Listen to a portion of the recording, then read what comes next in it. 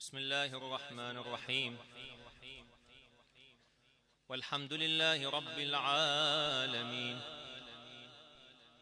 بارئ الخلائق أجمعين باعث الأنبياء والمرسلين ثم الصلاة والسلام على أشرف الأنبياء وسيد المرسلين حبيب إله العالمين المصطفى أبي القاسم محمد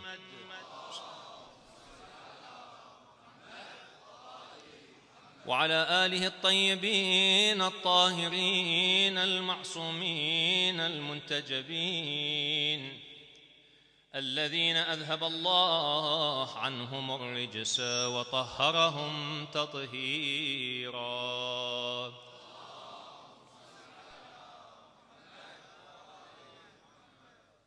السلام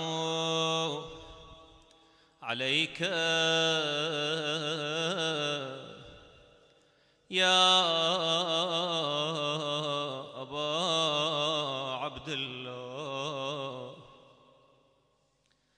السلام عليك يا ابن رسول الله.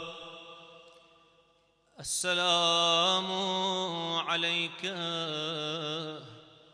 يا غريب كربلاء. رزقنا الله في الدنيا زيارتكم وشفاعتكم في الدنيا والآخرة. أما بعد، فقد قال الله تبارك وتعالى في كتابه المجيد وقرآنه الحميد وقوله الحق: أعوذ بالله من الشيطان الرجيم. بسم الله الرحمن الرحيم. وإذ قال ربك للملائكة إني جاعل في الأرض خليفة قالوا أتجعل فيها من يفسد فيها ويسفك الدماء ونحن نسبح بحمدك ونقدس لك قال إني أعلم ما لا تعلمون. صدق الله العلي العظيم. صلوا على محمد وآل محمد.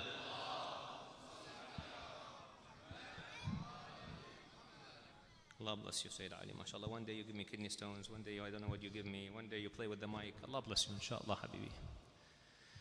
سيد حسن الوردة. الله يخليك إن شاء الله. الله يرزقك في واحد مثلك مولاي إن شاء الله. Wagda, maybe. Continuing with our discussion from the past few nights, we started by saying that one important aspect of the revolution of Al-Imam Al-Hussein salawatullahi wa salamuhu alayhi, Allahumma salli ala Muhammad wa ali Muhammad, is that he stood to fight against the distortion of the truth, the falsification and the fabrication of data, of information, where individuals who are not very well versed in knowledge would unfortunately fall victims for these falsifications, for these fabrications. And only the few individuals who really have the ability to see through what we a couple days or a couple nights ago called the foam layer, those who can see through the foam layer into the real water or the real gold which is beneath the surface. Those individuals who can understand where the truth lies. And we gave an example last night of how Muawiyah and Yazid tried to distort some of the facts to make the people, to fool the people about the truth. Imam al-Hussein salawatullahi wa salamuhu alayh tried to educate them in a letter that Imam al-Hussein alayhi salam wrote to Muawiyah ibn Abi Sufyan. Imam al-Hussein, when Muawiyah declared Yazid as his successor, because according to the treaty between Imam al-Hasan and Muawiyah ibn Abi Sufyan, the peace treaty, there were several conditions in that peace treaty. Among the conditions of that peace treaty, that Muawiyah becomes the Khalifa. However, Muawiyah should stop killing the Shia of Ali ibn Abi Talib alayhi salam. He should not be killing the companions of Imam Ali alayhi salam. He should stop. Among the conditions is that if Muawiyah dies and Imam al-Hasan alayhi salam is still alive, Imam al-Hasan would become the Khalifa. If Imam al-Hasan is not alive, then Imam al-Hussein would be the Khalifa. So there were all these conditions. There were several conditions there. These were amongst them. Muawiyah violated all the conditions. He killed the companions of the Imam salamullahi alayhi. He persecuted the Shia. He violated. The only term that he had not yet violated was this term, this condition. And therefore, when Imam al-Hasan was killed, salamullahi alayhi, by the poison that Muawiyah had sent to the wife of Imam al-Hasan, salamullahi alayhi, Ju'dah, when he was killed, Muawiyah wrote a letter to Imam al-Hussein. He told him, Ya Aba Abdullah, are you going to fulfill the treaty of your brother with me, or you're going to violate that treaty? Look now, look how Muawiyah plays the game. Imam Hussein is going to violate, as if he had not violated every single term of that treaty already. Imam al-Hussein alayhi salam wrote back to him, told him, no, I will respect the treaty of my brother Imam al-Hasan salamullahi alayhi. I'm going to respect it. There's still one condition left. Okay. The Imam did not rise against Muawiyah because there's still one condition left in that treaty. And that condition was, after the death of Muawiyah, Imam al-Hussein becomes the Khalifa. When Muawiyah declared his son Yazid as the Khalifa, many of the companions of Rasulullah sallallahu alayhi wa alihi who were still alive, they objected. Many of them objected. And of course, including Imam al-Hussein alayhi salam. He wrote a letter to Muawiyah to admonish him, to advise him. Because Ahlul Bayt alayhim salam are rahma lil alameen. They are mercy to humankind. Ahlul Bayt, an important lesson we need to learn from them, brothers and sisters, is the lesson of mercy. Lesson of mercy. Even with their enemies. يعني Ahlul Bayt alayhim salam really, genuinely, Imam al-Hasan genuinely wanted to see Muawiyah go to Jannah, if it's possible, to take him to Jannah, if it's possible. Imam al-Hussein would want to see Muawiyah go to Jannah, if it's possible for him to go to Jannah. Because they are mercy to the world, they're mercy to the human, they're mercy to the creation of Allah. They're rahmah. But those people themselves choose to neglect the commands of the Imams. Khalas, ba'd, what do you do? The Imam does his admonishment, but if the people themselves choose to go to Jahannam, wal-'iyadhu billah, let them choose. That's their choice. The Imam tries his best. So the Imam wrote a letter. In his letter, he said, among the things he wrote, that why are you making Yazid as the Khalifa of the Muslims? فإن أمي خير من أمه وأبي خير من أبيه.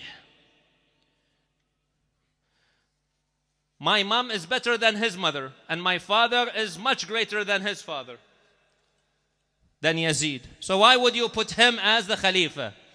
Muawiyah replies to the letter. He says, as far as your mother, indeed, she cannot be compared with the mother of Yazid of Yazid. Your mother is the daughter of Rasulullah sallallahu alayhi wa alih. That's true. I give that for you.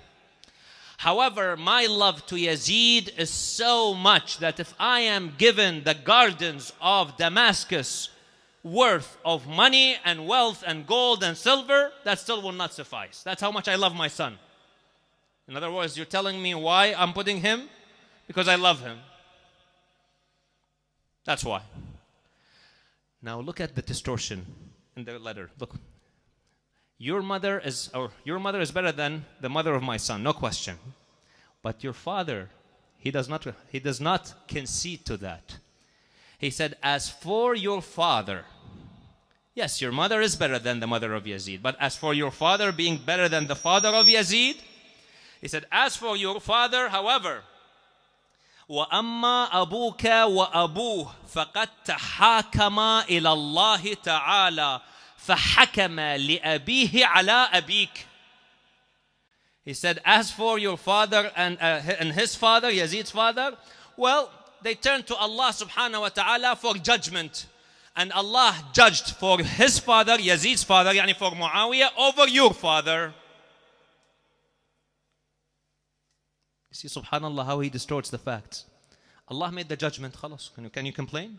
Just like yesterday, do you remember last night when I said, when he spoke to the people of Damascus and he said, listen people, the earth belongs to Allah, but I am the representative of Allah on this earth. I'm Khalifa. I'm the Khalifa of Allah. And the money belongs to Allah. Therefore, the money is really my money. It all belongs to me. If I give it, whatever I take is mine. And whatever I give you, it's really, I'm doing you guys a favor because it all belongs to me. SubhanAllah, you see how he turns this? Again, your father and myself, Muawiyah, we turn to Allah for judgment. Allah judged for me over your father. This kind of notion is quite an interesting notion, by the way. This notion became a debating point in Islam in the second Islamic century. It's the concept of jabr and tafweed. Do we actually have free will, or God chooses everything for us? A group of Muslims started saying, no, God chooses everything. Who are we to choose? Khalas, we're just like robots who walk on the face of this earth. Allah chooses whatever we do, and then He puts us in the Jannah or Jahannam. That's up to Him. Who are we to discuss? Who are we to argue with Allah subhanahu wa ta'ala?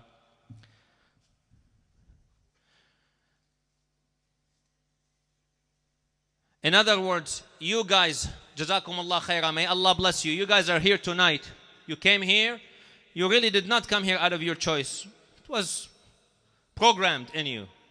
Another group of Muslims said, wait a minute, this is nonsense. What is this? What do you mean, God? So God makes me, for example, sin, commit sins, disobey Him, and then puts me in the hellfire on the day of judgment? Or makes me commit sins and crimes, and then puts me in Jannah on the day of judgment? What nonsense is this? No. How fair is that? How just is that?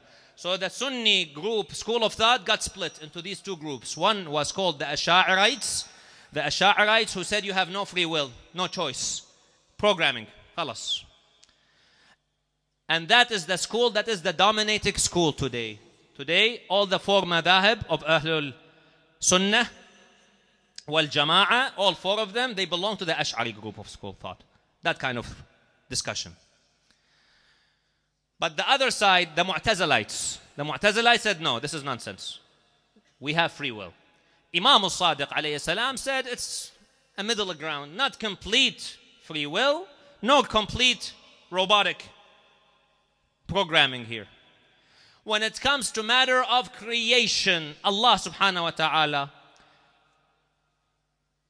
the matter of creation you don't have a choice over.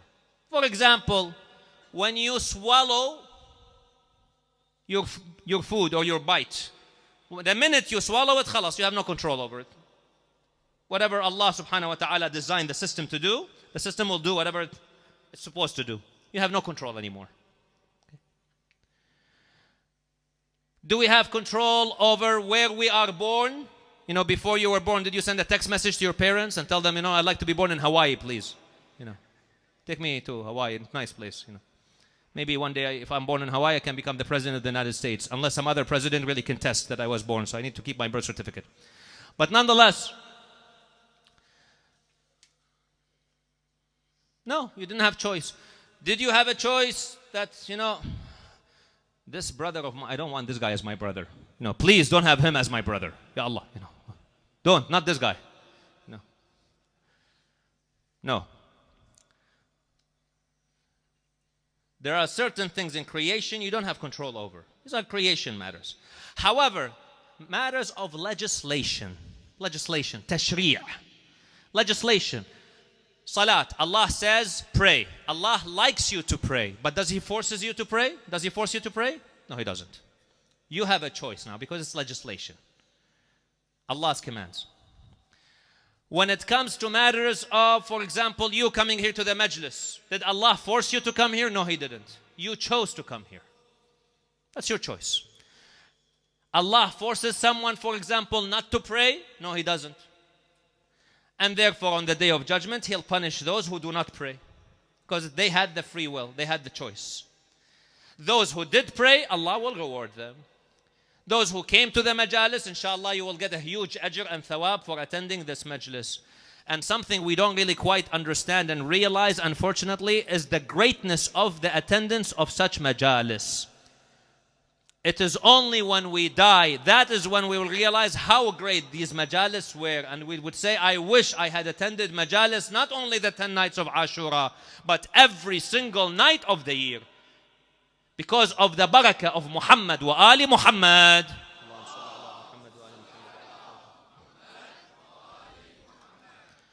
So these were among the distortions that Muawiyah created. Now, coming to the ayah that we recited today. It deals with an issue that I have been discussing with youths over the past maybe 10 years. I've given workshops, seminars here and there about it, but never actually had given a lecture to the best of my recollection about this issue. But I think it's a contentious issue. It's an important issue. A lot of the youth, especially those who go to high schools, or whatever you guys call your high schools here in the UK, I don't know what you call them, you British people, and those who go to universities and study sciences, they come across this issue. And it is the issue of evolution. Where did the human being come from? What was the start? I get asked repeatedly, what is the Islamic point of view on evolution? Is evolution reality or myth? Or is it maybe a mix of both?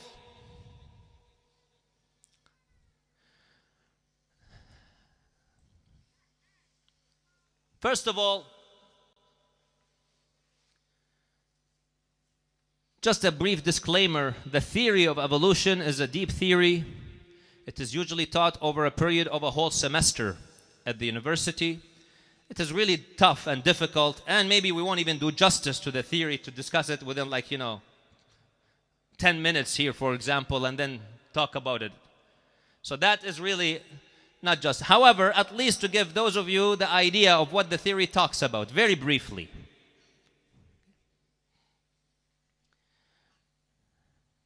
A man by the name of Charles Darwin wrote a book in the mid-1850s or the early 1850s titled The Origin of Species.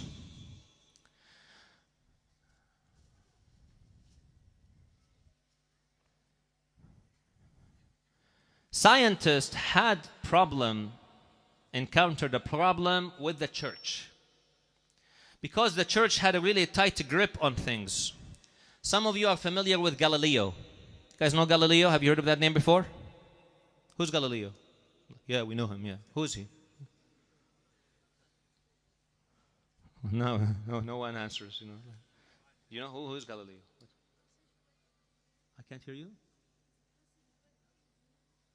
Not quite. Yeah.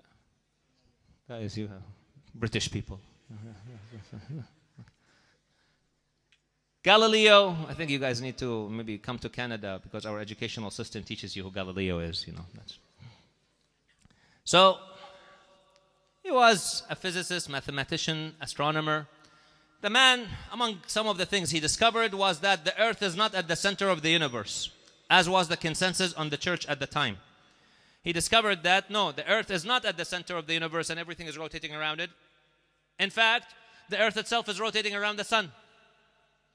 He produced his theories, he produced his calculations. The church then told him, you either withdraw these theories and your books, or you are going to be punished. So initially, he withdrew them, initially. But then he said, you know what, I cannot do this. Forget it. Are you looking up who Galileo is? You know, come on, guys. You know, come on. I mean, that's cheating. You know, brothers, next time, all cell phones, you know, at the doors. You know, because these days it's scary, man. The minute I say something, people are like, you know, no, Sheikh, it was like 1644, not 1642. You know. So, anyways, he later on said, no, I cannot really withdraw my theories. This is the truth. This is the way it is. So finally, he was put under house arrest until he died. And it was not until about 30 years later, give or take, that people realized, you know what? He was right. That's true. He's right. You cannot deny the fact. This is the reality. These are the discoveries. So these were some of the examples. And by the way, interestingly, 300 years later, 300 years after the death of Galileo, the church, the Catholic Church, officially apologized to Galileo for what happened 3 centuries later. Actions such as these made some scientists distance themselves away from religion, or the church at least. The church. They said, you know, this doesn't make sense. They have such a tight grip. You know, so what happened is later on,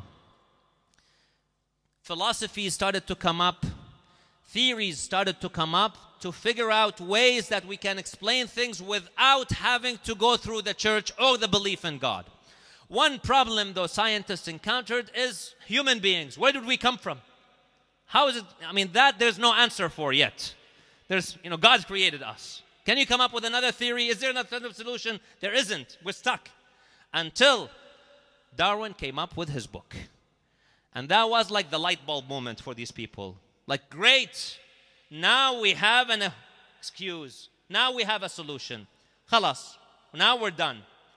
It is a matter of evolution. People evolved. Okay. Perfect. Of course, Darwin had his theories. You know, he made some observations. He recorded them. Again, we're not doing justice here to the details.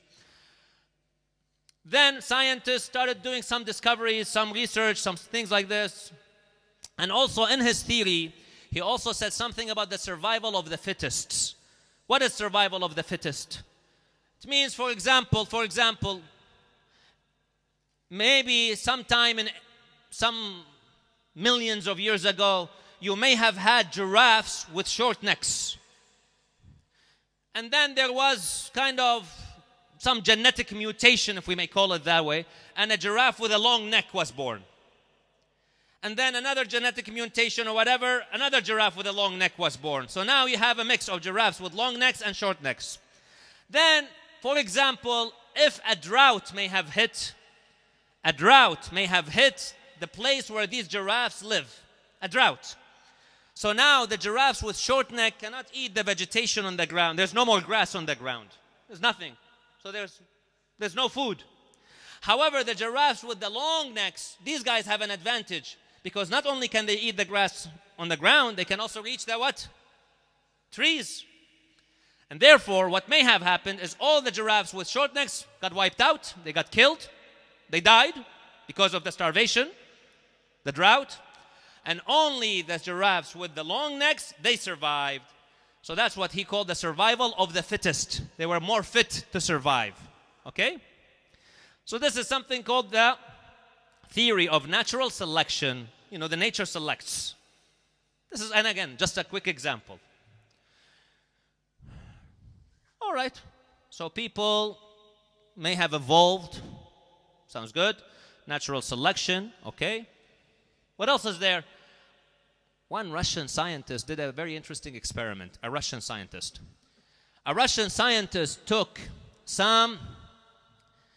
Do you guys know what the periodic table is? Do they teach you that here in the UK? Inshallah? No? You guys know what that is? Okay. All right. There's some elements stuff like in there? Good. So especially for our sisters, they love one specific element on that periodic table. Which one, sisters, do you love? Masha, see, I told you. I didn't say anything. They said it. Although platinum is more precious, ladies. No, platinum is more precious. So, the periodic table, there is something called inorganic chemistry, and there is something called organic chemistry.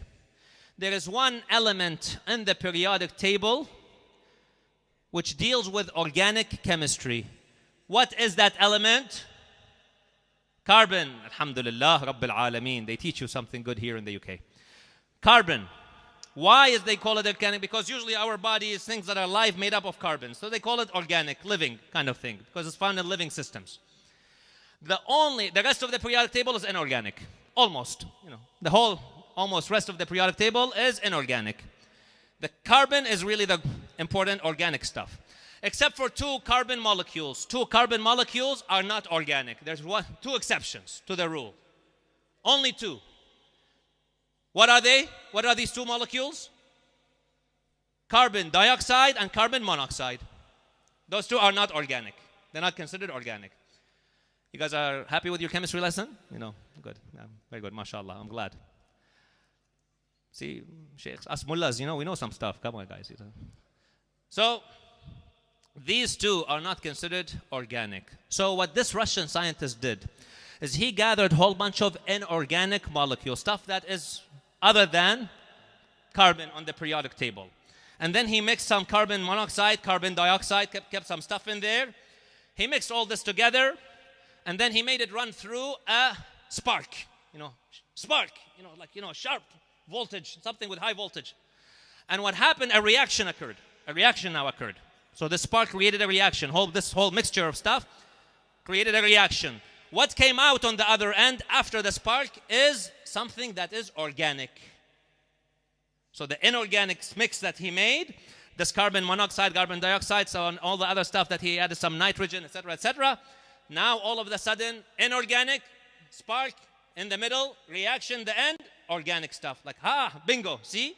So maybe what may have happened in history some billions of years ago is you had all these inorganic stuff, carbon monoxide, dioxide in the air, you have nitrogen, for example, in the soil, etc., etc. And maybe some lightning struck. Lightning, that's your spark. This lightning that sparked created organic molecules. Then a whole bunch of lightning struck and a whole bunch of organic molecules got mixed together, and bingo, all of a sudden you have a living cell. And then this living cell kind of evolved and things worked out together, blah, blah, blah, all of a sudden, until you had things like dinosaurs and got whales and human beings and so on and so forth. So it all started with this lightning, with the spark, some billions of years ago. And now, so this is a theory. So it's like, see, I showed an example here. It's possible. So that kind of worked well. Another discovery scientists made more recently, I mean in the 20th century, when they started discovering the electron microscopes, when they started seeing things that are really, really small, viruses, bacteria, they were not able to see these things before. When they discovered saw the viruses and saw their shapes, they noticed that some of the viruses, they change shapes sometimes. They mutate. They call that microevolution. Things are happening at the micro level. Little things are changing. They said, see, a virus made, for example, you have a virus with this shape. And then you create a drug that comes and caps this shape so it kills the virus. And the virus, so what it does, the virus says, okay, well, I'm going to change my shape. I'm going to go look like now. Now your drug doesn't work anymore. That's it. So you have a mutation. They say, see, evolution. There you go. That's an example of evolution. Things evolve. So these are some of the examples that are given in biology about evolution and support of evolution and the theory of natural selection. Are we good so far? We're all good? Alhamdulillah.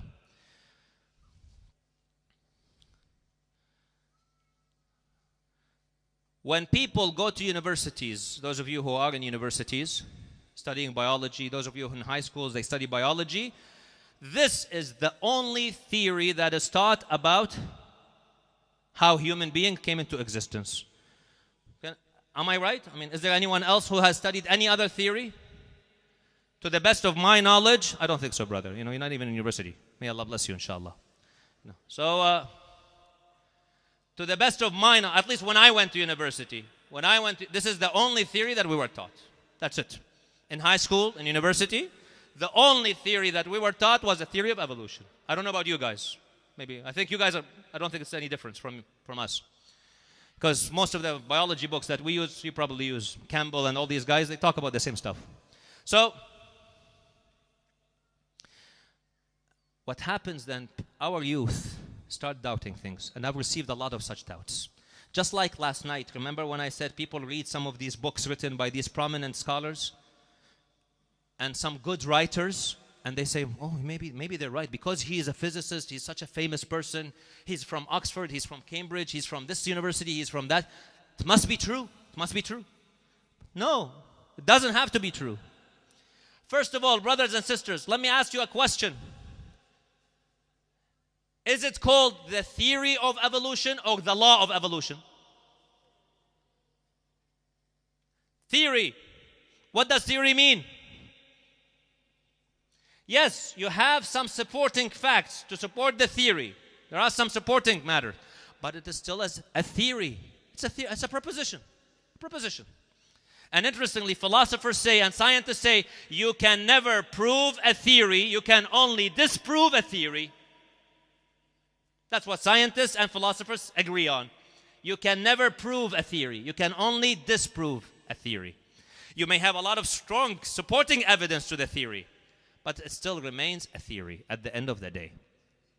And throughout the decades, the past few decades, books of biology, books of chemistry, so many times have been rewritten because they discovered some theories, new discoveries that made them realize the previous stuff is wrong, so they had to rewrite these books.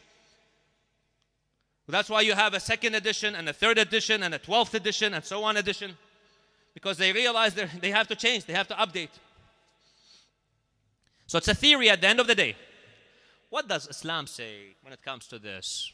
Again, given the few minutes that we have, inshallah, we'll briefly discuss about this. In the madhab of Ahlul Bayti, salawatullahi wa salamuhu alayhim ajma'een, Allahumma salli ala Muhammad wa ali Muhammad. We have answers. We have answers. I remember what I said yesterday. The only complete and perfect religion is the religion of Muhammad wa ali Muhammad. They answered all questions for us. But it needs someone who goes and digs and really reads through their teachings to understand what they're saying and how they've answered these questions. Because working these notes? Oh, okay, all right. Because what happens is we start reading such news and we don't have an answer for. Like, how do you respond to this? Not only this,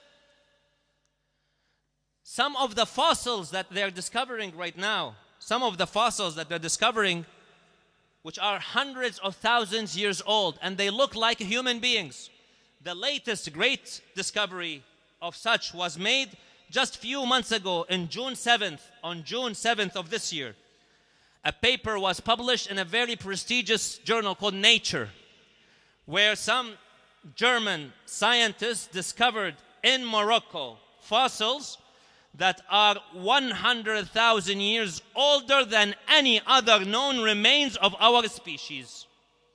So now it pushed back our species, or what they call the Homo sapiens, to 300,000 years ago. In other words, these fossils, when analyzed them, their remains in Morocco, they discovered from 300,000 years ago.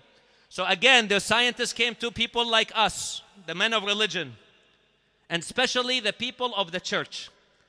They told them, how do you explain this? Explain this for me now. Here we have remains, fossils. Can you argue against this? This is fossils. This is scientific data. 300,000 years old. How much time? You guys say that the first creation of God is Adam. He's the first to walk on the face of this earth. Well, how much time is it between us and Adam? How long ago was Adam? Maybe 25,000 years ago, give or take. I mean, think about it. Between us and Isa alayhi salam is 2,000 years, approximately, give or take. between us and the pharaohs. We're talking about 5,000 BC, give or take. So about what, 7,000 years ago? So if you go back to Ibrahim, Adam alayhim salam, maybe 25,000 years ago, give or take. Okay, again, this is not really scientific, but give or take. So 25,000 years ago, for example. Okay. Well, how do you explain this? 300,000 years ago. Give me an answer. Again, there's no answer. Ahlul Bayt answered. How? First of all, in the ayah that Allah subhanahu wa ta'ala gave. In Surah Al-Baqarah, ayah number 30, the ayah I recited. Bismillah ar-Rahman ar-Rahim. Allah talks about the creation. وَإِذْ قَالَ رَبُّكَ لِلْمَلَائِكَةِ إِنِّي جَاعِلٌ فِي الْأَرْضِ خَلِيفَةً قَالُوا أَتَجْعَلُ فِيهَا مَنْ يُفْسِدُ فِيهَا وَيَسْفِكُ الدِّمَاءَ وَنَحْنُ نُسَبِّحُ بِحَمْدِكَ وَنُقَدِّسُ لَكَ قَالَ إِنِّي أَعْلَمُ مَا لَا تَعْلَمُونَ. Allah spoke to the angels. Of course, Allah does not speak physically like you and I. Allah creates a voice. Creates a voice to speak to the angels. He spoke to the angels, told them, I'm going to create a representative on earth. Now, without getting into the details, who is this representative, whatever, because that will take me out of the scope of the discussion. Okay? I'm going to create a representative on the earth. What was the response of the angels? What did they say? Are you going to create one who is going to cause corruption and bloodshed? Question. How did the angels know? How did the angels know that the human being, this creation, is going to cause corruption and bloodshed? And look at us, mashallah, we've done really well these days, alhamdulillah. Climate change, pollution, except for that one person, one president who says nothing is happening, the whole world is fine. 3 hurricanes within a month. No, we're all good. Nothing is happening here. We're all good. And he says this is something good that has happened. So, pollution, corruption, killing, over 300 million people in Africa alone living under the poverty line. 1 in 9 people in the world are living under $2 an hour per day. I mean, this is our world. And plus, turn on the news. I mean, it doesn't really take much. Turn on the news these days and you look at the world, what's happening in the world today. Chaos, unfortunately. So, how did the angels know? Angels don't know ilm al-ghayb, the knowledge of the unseen. How did they know? One of the mufassirin, or some of the mufassirin, one of them is Sheikh Nasr Makarim Shirazi in his tafsir al-Amthal, or tafsir Namuna. He says, one of the possibilities is the angels had witnessed a previous example. So they saw the creation of the human being. Okay, he's made up of clay, plus the human being has some desires. He's got some, the ingredients. They looked at the ingredients of that's making up this human being. These ingredients are familiar. I know these ingredients. We know these. When you made these ingredients, when you mix them together before, it created problems. So when you mix them again, they're going to create another problems. So they had observed something from before. All right, interesting. Well, do we have anything to substantiate this? It's a hypothesis. Yes, in Kitab al-Tawheed by Sheikh al-Saduq, he narrates a hadith from our 5th Imam, al-Baqir alayhi salam. Allahumma salli ala Muhammad wa Muhammad. Who says, before our Adam, there were 1,000 Adams who walked the face of this earth. In other words, there were generations of humanity, of some sort of human creation. They may have looked like us, although not exactly like us. And that's what the fossils are being discovered. They look like humans, but they're slightly bigger, for example, in size, in shape. And apparently they were not as intelligent as we are.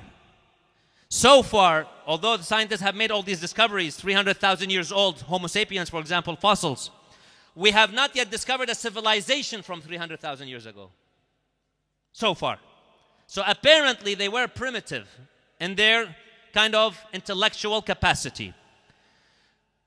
So that answers the question. Ahlul Bayt gave us the answer. So that answers how we discuss these fossils. Okay, great. What about This kind of evolution, where we like made of dust and then a spark came and we changed, how does that work? Here, brothers and sisters, interestingly, I'll give you a scientific answer. There is a professor of biochemistry by the name of Michael Behe. Michael Behe, B-E-H-E. Professor Michael Behe is a biochemist at a university in the United States called Lehigh University. Lehigh. It's one of the top 25 universities in the United States of America. He's a biochemist. He studies bacteria. Bacteria is a one-cell organism. We have billions of cells within us. We have billions of cells. Bacteria has only one cell. He studies bacteria. He looked at the machines within the bacteria, the machinery and all that stuff within the bacteria. He looked at them all. He said it's impossible that these could have just come through a random process. It's impossible because these machines are interdependent on one another. They must have all been put together, designed together. So he came up with a new theory. It's called the intelligent design theory. And he wrote a book called Darwin's Black Box. Darwin's Black Box. There must be an intelligent designer. Now, who is that intelligent designer? That's a different story altogether. But there must be some designer of some sort. Another scientist by the name of Jonathan Wells, W-E-L-L-S, wrote another book called The Icons of Evolution, Science or Myth. In that book, he also argues against evolution. He also promotes intelligent design theory. Why? He gives some reasons. First of all, he says, if it is true that at some time in history, we did not have any life, correct? Let's call that time 0, for example. No life. A spark came, now we have life. Let's call it time 1, for example. After time 1, there's only one form of life, correct? One thing only alive right now, because just something created, something came up, correct? Nothing else exists, is that right? Then what happens is few million years later, evolution happened, and now we have two. We have form A and form B, correct? Later on, another evolution, A, B, and C. So there is a chronological order now. There's order. Time 0, time 1, time 2, and we should see species 0, A, B, C. Is that what scientists observe today? No. Scientists observe all the species together. They don't observe that chronological order. 1, 2. He uses the theory of probability. Theory of probability. You have 10 pebbles. You number them 1 to 10. You throw them in the ground. And then you mark 1, 2, 3, 4, 5, 6, 7, 8, 9, 10, wherever each one. And then you collect them all. What is the probability that when you throw them a second time, each one will fall exactly where the previous one fell? What is that probability? Very, very, very minimal. How can you have a coincidental change so perfect every single time? This coincidental change made the bacteria. Then it made, for example, whales. It made dolphins. It made fish. It made human. It made lions. It made rats. It made come on. I mean, is that logical? Impossible. Mathematically speaking, it's impossible. Third, he quotes Michael Behe. The machinery are all together. They're all together. They're interdependent. They must have had a designer. Now, interestingly, Jonathan Wells himself, he says it does not have to be the God of Genesis. The designer, the Genesis is the first book of the Bible. He says it does not have to be the God of Genesis, but there is some intelligent designer out there. And that's what I said yesterday. You can call him whatever you want to call him. You can call him the source. You can call him intelligent designer. The first cause. Call him whatever you want to call him. I'll call him Allah subhanahu wa ta'ala. God Almighty. And hence, my brothers and sisters, even among scientists, there is no consensus among the theory of evolution. Even among scientists. Some scientists reject it. And interestingly, these scientists, Michael Behe, Jonathan Wells, they fought with the courts to introduce their theory of intelligent design in the textbooks. You talk about evolution, why don't you talk about my theory? Darwin came up with a theory. I came up now with a theory. But the court said, no, your theory relates to creationism. Therefore, sorry, out the window. And the court shut him down. Interestingly. But that's not fair, if you think about it. Teach people theories, at least, and let them decide. These are the different theories. So what does Islam say? Islam says the idea that we were monkeys and evolved, forget about that. That did not happen. There were some creations before us, but those creations finished, died, finished. That era ended. And a new era was established with our Adam alayhi salam. So we are all the children of Adam and the children of Hawa and Eve. And that's what the generation of humanity came. Allah created Adam, our father, and that's how the chain of humanity increased. Interestingly, brothers and sisters, let me add one thing of here as well. Do you British people know something called DNA? Yeah, alhamdulillah, good, okay. DNA, where is DNA usually found in the cell? In the nucleus, correct. Do you guys know that? You people who love gold? Right? In the nucleus, right? Some scientists, interestingly, discovered DNA not in the nucleus only. They discovered it in some other organelle, other place in the cell called the mitochondria. Mitochondria is the place where energy is generated in the cell. That's where our energy, when we eat food, it ends up in the mitochondria, and that's where the energy gets generated in the cell. So that's what gives us energy. So the source, the energy maker of the cell, has DNA. And they were like surprised. Interestingly, what is DNA doing in there? Well, the DNA in the nucleus, that is mixed DNA. Why? Because it's used in reproduction. It gets mixed, father, mother, etc., etc. The DNA in the mitochondria, however, they call it conserved. It's not mixed. So what these scientists did, interestingly, they traced back the DNA, the lineage of this conserved DNA, and interestingly, they proved that there is a scientific father, Adam, and a scientific Eve. We are all the children of Adam and Eve. But what they say is maybe there were a natural selection. So there were other Adams and Eves at the time. They all died for some reason. Only this progeny survived. That's how they explain it. We say no, even scientifically, Allah created Adam and Eve. They are the father of our generation of humanity. So then how do we explain the viruses evolving then? We say, just like Allah subhanahu wa ta'ala gave us humans a mechanism of survival called immune system. The immune system in our body, if you have an attack on your body, your immune system starts to create, some soldiers who will come and defend your body. That's why when you have a flu or when you become ill, 4 or 5 days later, inshallah, you recover. So how did you recover? Well, your body just creates some defense mechanism. And it defended you. It saved you. Allah also gave some defense mechanisms for these viruses. This is their defense mechanism, that they can change shape. So it is, if it's called an evolution, we call it's a planned evolution. Planned. Allah subhanahu wa ta'ala planned it that way. It's a plan.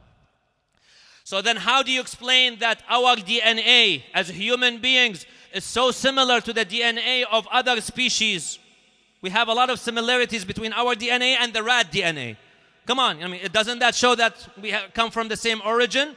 Not necessarily. We come from the same creator. We come from the same creator. This creator is such a great creator. It's like having a poet. I think you guys should know Shakespeare, right? Inshallah, I hope, Shakespeare.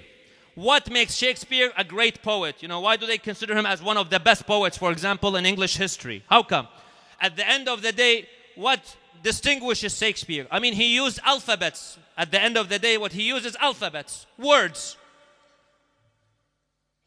Many other poets use the same alphabets, the same words. Well, it's the way he strings the words together. The way he puts them together, the way he manipulates them together, that's what makes Shakespeare such a great poet. Otherwise, go ahead. Here are the same alphabets. They're the same alphabets. Do them. If you are as good as, for example, Shakespeare. Try. Good luck. Allah subhanahu wa ta'ala used the same alphabets. The A, the T, the G, the C. And he said, look at the differences I can make. With these 4 alphabets, look what I can create. I can create a tree, or I can create a mouse, or I can create a human being. with the same alphabets. Doesn't that show you how magnificent is that Creator? How great is that Creator? Could all this happen through coincidence? Impossible. Impossible. How can it be? I mentioned last night, if scientists cannot accept that a heart can fail through coincidence, how can they accept that this whole creation came through coincidence? Who taught us all this information? The teachings of Muhammad wa Ali Muhammad. Allahumma salli ala Muhammad wa ali Muhammad. And Imam al-Hussein alayhi salam taught us, brothers, sisters, those of you who attend my majalis, those of you who believe in me, don't be fooled by these cosmetics. Don't be fooled by this foam layer. Dig deeper. Think a little bit. A person says one thing, fine, I know he's a professor. Okay, we respect his degree. But does it mean everything he says is authentic? No. That's how much science and knowledge they have. And that's the ayah we discussed last night. That's what they have of science. That's it. But the truth is with Ahlul Bayt alayhimus salam. That's why we really need to hold on to Ahlul Bayt, brothers and sisters. Hold on to the way that they lived. Hold on to the way that they prayed. Hold on to the way that they acted. That's what Imam al-Hussein wants of us. He wants us to live like Ali ibn Abi Talib and die like al-Hussein ibn Ali salawatullahi wa salamuhu alayh. Allahumma salli ala Muhammad wa ala Muhammad. He wants us to live with dignity, with izzah, with honor. He wants us to live as servants to Allah, because the best of Allah's creation, Muhammad wa Ali Muhammad, took pride in being servants to Allah subhanahu wa ta'ala. Allahumma salli ala Muhammad wa ali Muhammad. And the more you hold on to the teachings of Ahlul Bayt, the more you'll be on the Sirat al-Mustaqim. So my brothers and my sisters, my humble request from all of you here, may Allah bless you all. May Allah fulfill your needs. May Allah increase all of our guidance, inshaAllah. My humble request is, let us learn about the teachings of Imam al-Hussein over the next few nights that we are here together. When he teaches us to really reflect, think. So let us think. Let us not be fooled by whatever propositions people make. The Quran is haqq. Islam is haqq. The religion of Allah is haqq. Ahlul Bayt are haqq. Muhammad wa Ali Muhammad are haqq. And the Ghadir of Ali ibn Abi Talib is haqq. Allahumma salli ala Muhammad wa Ali Muhammad wa alihi.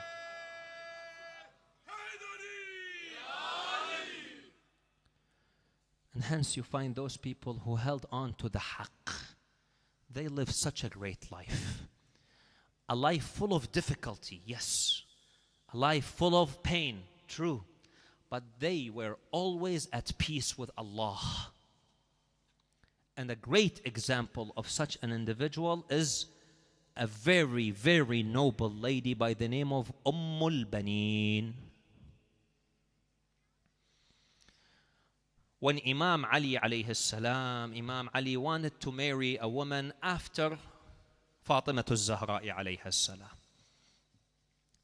Although he had married some ladies, but he wanted a woman with a specific characteristics, specific features that he wanted in this woman.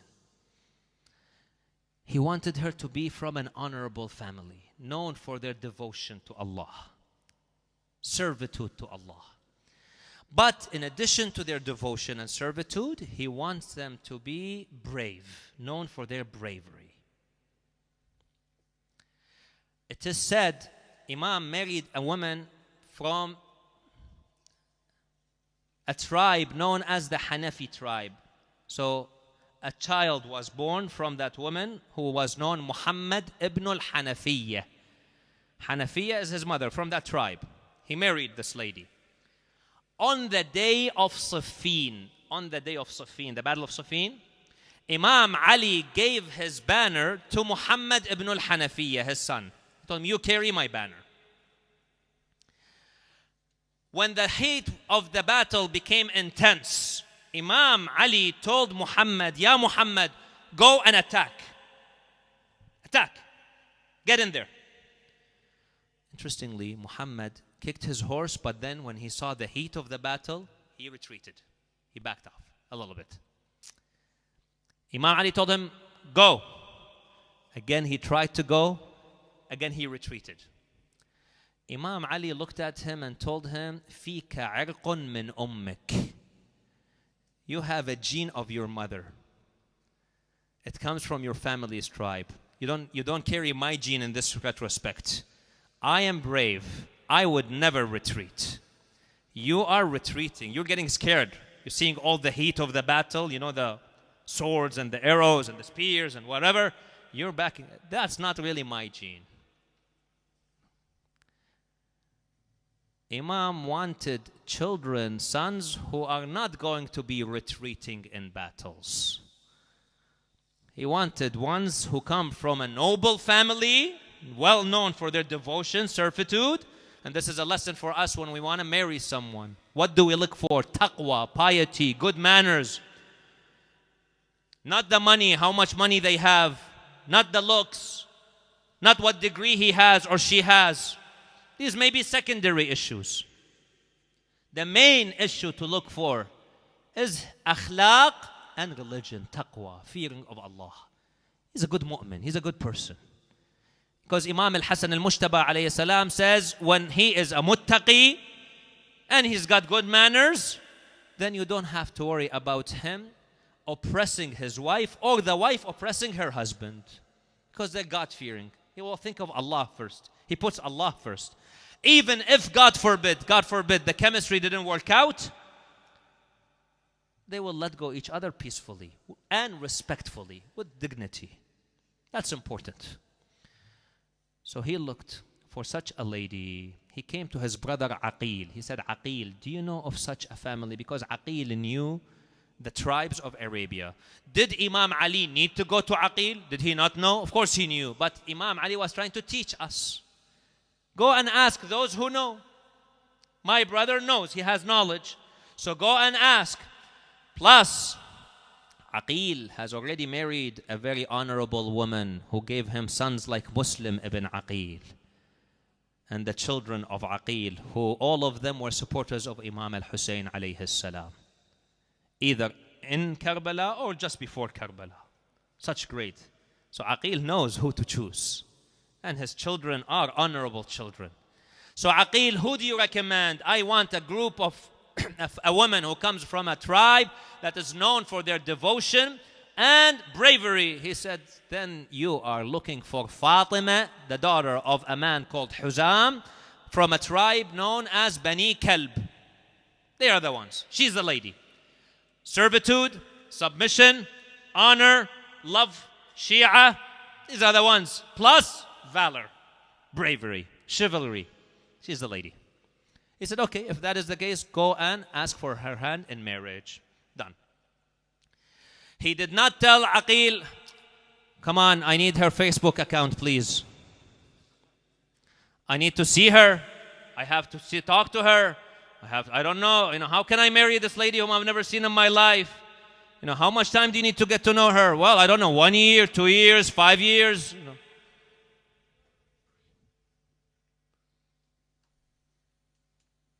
No. Khalas, Aqil, if this is the family, you know her, you know the lady, you've asked about her, khalas, done. That's it. Aqil goes to her father, Huzam, and he tells him the proposal. Ahsan, jazakallah khair. Thank you. I'm afraid I'll be getting kidney stones from my dehydration. So, Aqil tells the father of the proposal. The father comes to his daughter, Fatima, and his wife, the mother. They're together. And he tells her of such a proposal. He says, I'm bringing you the good of dunya and akhirah. Such great news. A man has come to propose. But do you know who is this man? Do you know who is a man who wants to marry you? Amir al-Mu'mineen Ali ibn Abi Talib. Allahumma salli ala Muhammad. Do you accept? So the lady smiles and keeps silent. And he says, that is her consent. Just like Rasulullah said about Fatima alayha salam's consent. when Imam Ali proposed. She also smiled and kept silent. قال سكوتها رضاها. Her silence is her acceptance of the proposal. That's only of the proposal, huh? Not during the nikah. The nikah, there has to be a vocal. She has to say na'am, yes, verbally. But proposal, she consented. So her father goes back. He says she's accepted the proposal. And later on, they conduct the nikah right there and then, shortly after. And then Aqil takes the lady and goes back to Medina to Amir al-Mu'mineen, salamullahi alayhi. The first day of the marriage, this lady, she just arrived into the house of her husband, a young lady, a young bride. On her first day, Imam Ali alayhi salam, just as she entered the house, on the first day, he's just seen her for the first time, he calls her, gives her the salam and calls her by her name, Ya Fatima. This bride shies from her name and tells the Imam, Ya Amir al-Mu'mineen, I have a request. What is it? What would you like? A bride. I would like you not to call me Fatima anymore. That's your name? Why not? I'm afraid every time you call me Fatima, my masters, Hassan, Al-Imam al-Hassan, and Imam al-Hussein, and Zainab, and Kulthum, they will hear the name of their mother Fatima.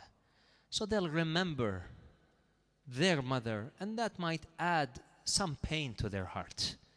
I don't want to be a source of grief to the heart of my masters, the children of Az-Zahra alayha salam. He says, look at the nobility, subhanallah, a bride, a young lady, first day of her marriage. Who would have thought about this? Subhanallah. It is no surprise then if this lady has a son like Abu al-Fadl al-Abbas, who never called Imam al-Hassan and Imam al-Hussein, his brothers, by their first names. He would always call them my masters, my master Abu Muhammad, my master Abu Abdullah. If that is the mother, then no surprise the son is going to be of such. So Imam Ali then gives her the title. He says, I'm going to call you Ummul Baneen, the mother of the boys, because Allah will give me 4 boys from you. And they'll be brave boys. Indeed. Allah gave her 4 sons like moons. But the biggest of them, the greatest of them, the eldest of them is Qamarul Ashira, Abu al-Fadl al-Abbas, salawatullahi wa salamuhu alayhi. He was born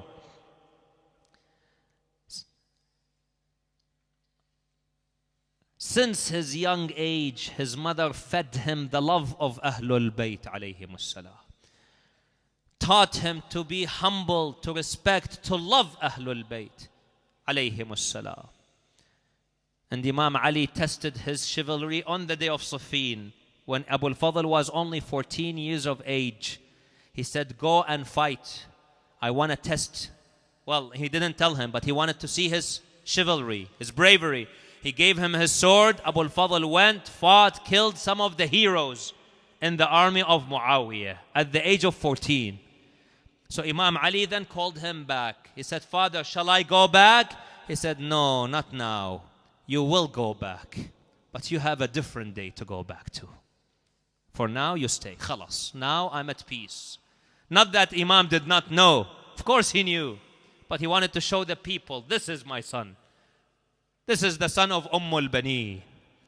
This is the one who's going to carry the banner of Abi Abdullah al-Hussein. And they were raised until the day came when the caravan wanted to leave Medina. Abi Abdullah al-Hussein is set to go. Zainab alayha salam is set to go. Everyone is set to go. She calls Abu al-Fadl al-Abbas. She says, Ya Abu al-Fadl al-Abbas, my son, I want you to take care of Hussein and Zainab on this journey. Be aware they are the daughters of Fatima al-Zahra alayha salam. I want you to ensure that you and your brothers serve them, defend them, sacrifice your lives for them. Make me proud in front of Fatima al-Zahra alayha salam on the day of judgment. He said, I will assure you, my mother, and indeed, on the day of Ashura, he comes to his brothers. They were the last to stay with Abi Abdullah, the last. These 4 young valor men. He told them, now make me proud in front of my mother and Fatima al-Zahra alayha salam. Now go to the battlefield, defend Abi Abdullah. So they went one after the other like heroes, and they got killed. And then it was his turn, salamullahi alayh. He also did a great job. But unfortunately, his right was cut off, his left was cut off. He was killed, and then Abi Abdullah alayhi salam, the enemies also got to him. al-Banin is waiting. She's in Medina, hoping that they will come back, they will return. 4 boys are gone in one day. Not 1 child, not 2, not 4 boys. A man like Abu al-Fadl al-Abbas losing Abu al-Fadl. She's waiting there in Medina. Is there any news? Will they come back? What is happening?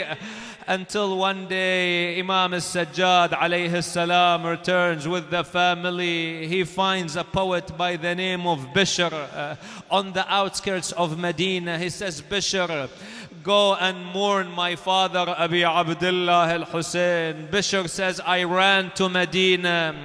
I started going by each and every house in Medina, crying and calling in verses of poetry. O people of Yathrib, which is the original name of Medina. O people of Yathrib, get out of your homes. Ya ahla Yathrib la muqama lakum biha. They all came out of their homes asking me, what is the matter, Ya Bishr?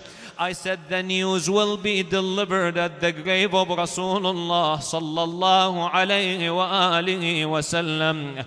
The whole of Medina congregated next to the grave of Rasulullah sallallahu alayhi wa alihi. And that is where I delivered the news. Ya ahla Yathrib la muqama lakum biha. Qutila al-Husayn. فأدمعي مدرار الجسم منه بكربلاء مضرج والرأس منه على القناة يدار. Oh, people of Medina, leave the city and get out. Hussein has been killed in Karbala. His body is under the horses of Bani Umayyah, while his head is on the spears of Bani Umayyah, touring from one city to another city. He says, at that moment an old lady approached me carrying a child on her shoulder. I asked, who is this lady? They told me, Ya Bishr, take it easy on her. This is al-Banin al-Arba'a. She is the mother of Abbas. And who is the child? This is Al-Fadl, the son of Abu al-Fadl al-Abbas. She approached me, coming to me. She said, Bishr, I heard you have news of my beloved son, Abi Abdullah al-Hussein. Is he back? I said, I didn't know what to tell this lady. Where should I begin? How should I tell her the news? So I started with her youngest son. I told her, Ya al-Banin, your youngest son was killed in Karbala. She said, I didn't ask you about my youngest son. Tell me about my son, Abi Abdullah. He's my son. He's the one. Is he okay? Is he back? Then I told her, your second son was killed. Your third son was killed. Until I told her, Ya al-Banin, عظم الله لك الأجر بمصاب أبي الفضل العباس. Even Abbas was killed in Karbala. At that moment, the child fell off her hand to the ground and she cried, Bishr, you've cut my heart into pieces. Tell me, is Hussein back? May they all be sacrificed. Subhanallah, look at the iman of this lady. Look how much faith she had in Ahlul Bayt. How much love she had. Tell me, is Hussein back? May they all be sacrificed for Hussein. Tell me.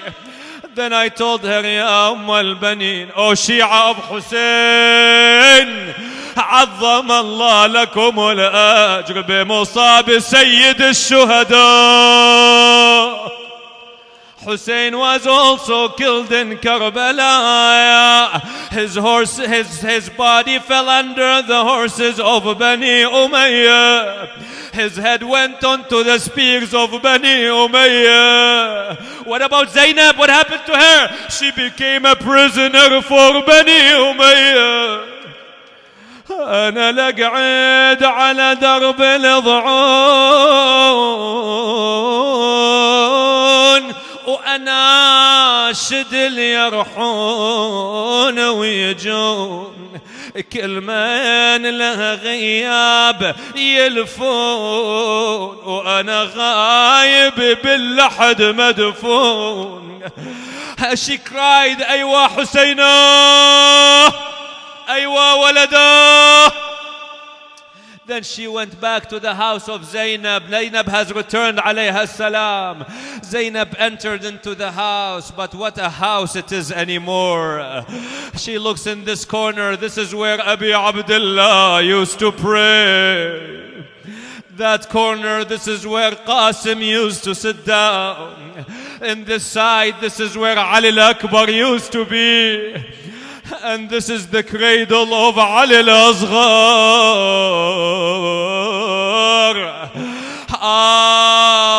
And this is where Abu al-Fadl al-Abbas used to speak to me.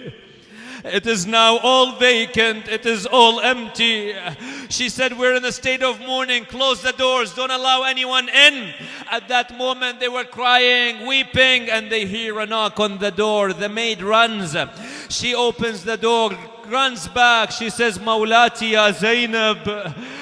al-Banin is at the door. Shall I allow her in? Of course, she's one of us. al-Banin enters the house. The minute she sees Zainab, she cries, Aywa Husayna.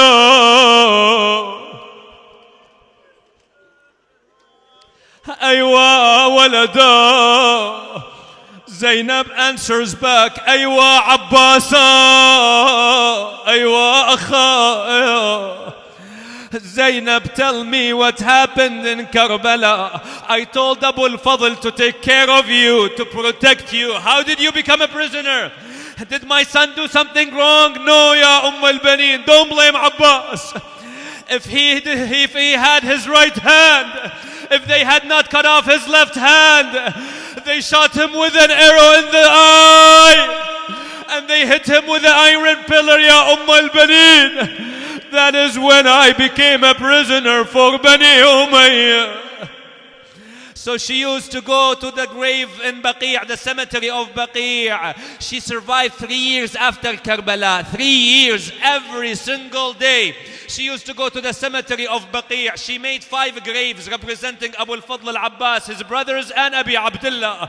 And she would sit there and weep and mourn. لا تدعوني ويك al-Banin تذكرني باليوث العريم. Do not call me al-Banin anymore. I have lost my boys.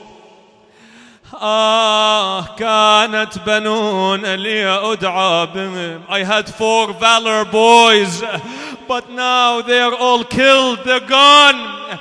And is it true the news I heard that Abbas lost his right hand? يا ليت شعري كما أخبروا بأن عباسا قطيع اليمين ولا جو 4 أولاد اللي راحوا. 4 أولاد اللي راحوا ولا جوعة. أنا بعد أرض ما تلمني ولا جو على الغبر اش كثر لاعوا ولا جو ارفعوا راسي بجهاد الغاضرية، يا ارفعوا راسي بجهاد يا ضرية.